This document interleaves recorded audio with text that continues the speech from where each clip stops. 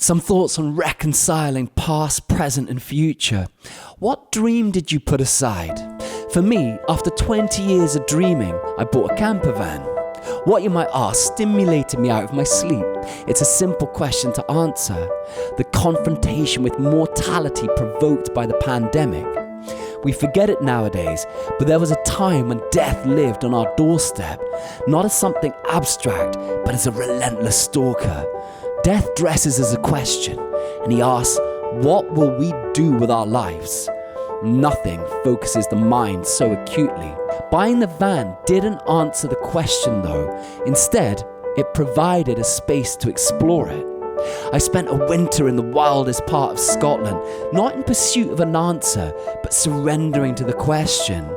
For 2 months it never stopped raining, and each day after 6 hours of daylight I'd retreat into my van for my 18-hour vigil in the dark. It was the first time in my life I lived in a state of near total acquiescence, shivering, never quite dry acquiescence. I asked myself, what would happen if I stopped trying to control things? I didn't give up on the future, I just stopped trying to get there.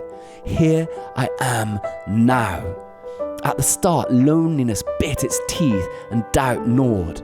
But over time, my spirit ceded to a greater narrative. It wasn't a dispersing of self, but rather a communing with that which surrounded me. At the apex of my isolation arrived an invitation.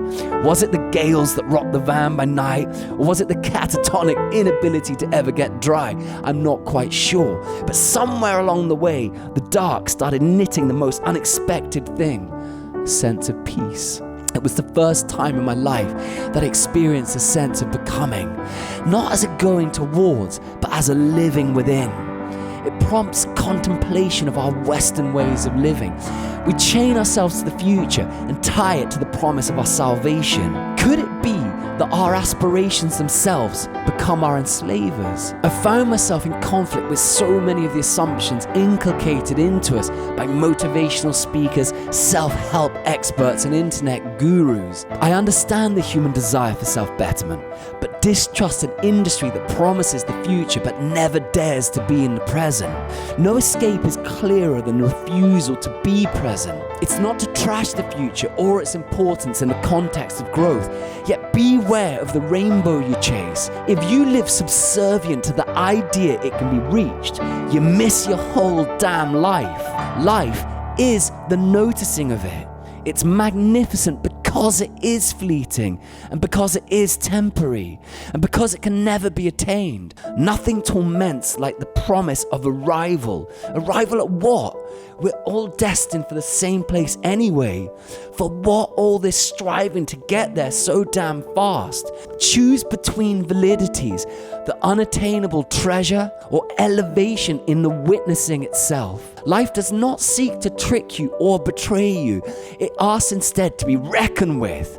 And yes, it can be lived fuller, not in the mania of running after it, but through the courage of being in it. I started this reflection with the question, what dream did you put aside? The dream I put aside, and for too long, was to be in my life. During my winter in Scotland, my present, my past, and my future reconciled with one another. Don't miss life because you are lost in the spell of the dreamer's dream.